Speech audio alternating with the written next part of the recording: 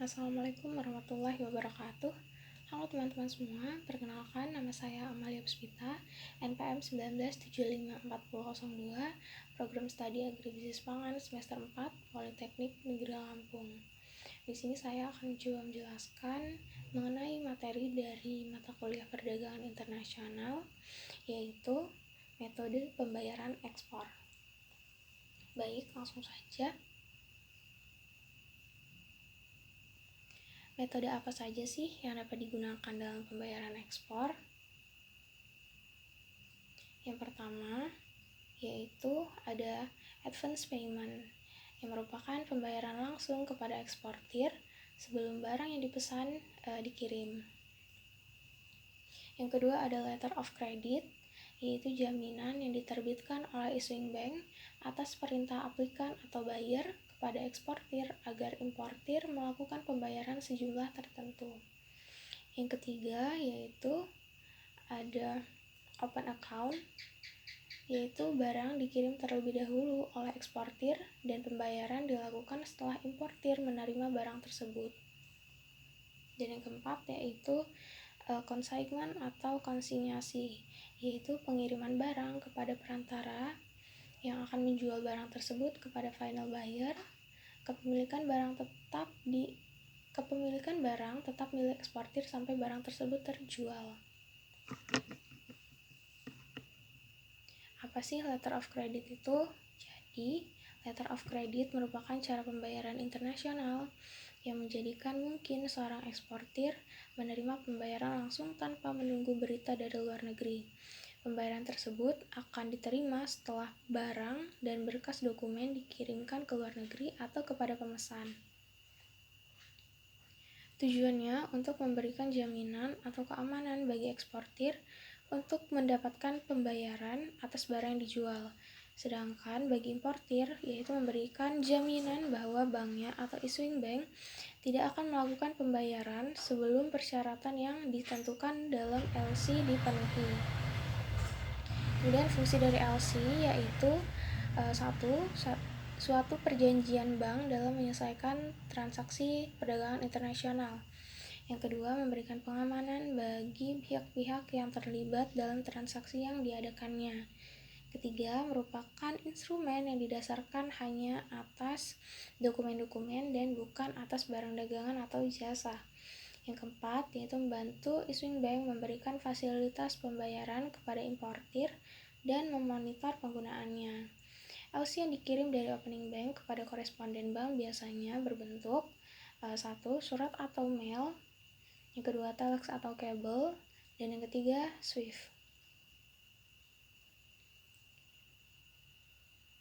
Kemudian keuntungan menggunakan letter of credit yaitu A. Relatif aman bagi kedua belah pihak. B. Eksportir terjamin pembayarannya sepanjang persyaratan letter of credit telah dipenuhi. C. Penjamin atas pembayaran adalah bank, bukan importir. D. Eksportir telah terhindar dari resiko kredit dari importir. E. Yaitu dana importir tidak dapat dibayarkan kepada eksportir apabila persyaratan dalam letter of credit belum dipenuhi. Kemudian kelemahan menggunakan letter of credit yaitu A. Kedua belah pihak akan menanggung biaya yang cukup besar. B. Importir menderita resiko LOI apabila akibat marginal deposit yang disetorkannya. C. Bank hanya berurusan dengan dokumen dan bukan barang.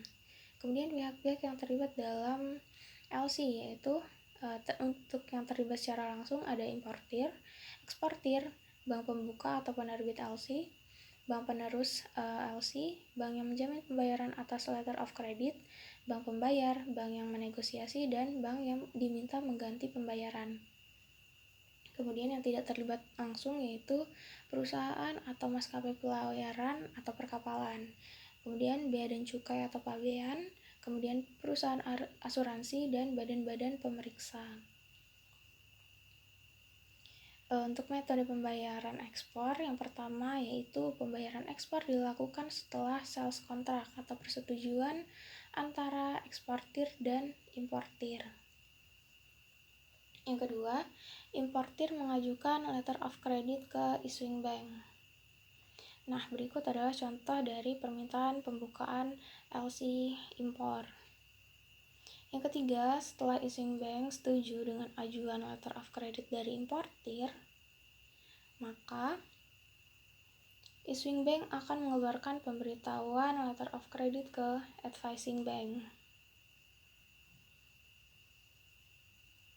Kemudian, eksportir menyerahkan barang kepada carrier untuk dikirim sesuai dengan syarat dalam letter of credit.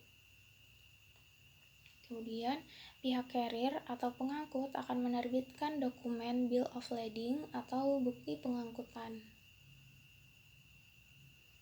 Dokumen bill of lading dan dokumen perdagangan lainnya akan diserahkan eksportir kepada pihak advising bank. Dokumen utama dalam LC yaitu ada draft, commercial invoice, bill of lading, packing list, dan polis asuransi. Nah, berikut adalah contoh dokumen draft, kemudian contoh dokumen commercial invoice, selanjutnya ada bill of lading, kemudian ada dokumen packing list, dan yang terakhir yaitu dokumen polis asuransi. Dokumen akan dilanjutkan dari advising bank ke issuing bank. Nah, issuing bank akan mengontak eksportir setelah dokumen yang telah dikirimkan sesuai dengan persyaratan letter of credit. Nah, apabila telah sesuai dengan persyaratan, eksportir akan mendapatkan sejumlah pembayaran yang telah ditentukan sebelumnya. Dengan dokumen yang telah diterima importir, maka importir akan mengambil barang yang dikirimkan oleh eksportir di tempat yang telah ditentukan. Baik, mungkin cukup sekian materi yang dapat saya jelaskan. Mohon maaf jika ada salah kata, salah ucapan, atau kekeliruan saya dalam menjelaskan. Semoga bermanfaat. Terima kasih. Wassalamualaikum warahmatullahi wabarakatuh.